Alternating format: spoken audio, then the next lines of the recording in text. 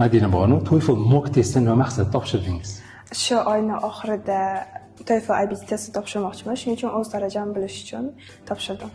TOEFL IBT testiga qancha vaqt tayyorgarlik ko'rdingiz? May oyidan boshlab tayyorgarlik ko'rishni boshladim. Juda ham yaxshi. O'zi bizlarni TOEFL kurslarimizda tayyorlash maslahat berasizmi? Ha, chunki o'zim Telegram Praktikum kanalida juda ko'p darslarni kuzatib bordim va o'shalardan kerakli strategiyalarni o'rgandim. TOEFL IBT testini topshirmoqchi bo'lgan insonlarga nima tavsiya berasiz? TOEFL IBT testi boshqa testlarga o'xshab sizni testni bilishingizni so'ramaydi. Ya'ni question type qanaqa boshlarga o'rganishni o'rniga bu faqat ingliz tilingizda kuchaytirsangiz TOEFL IBTni bemalol topshira olsangiz bo'ladi. Chunki hammasi oson va multiple choice. Sizga testning qaysi qismi osonroq bo'ldi?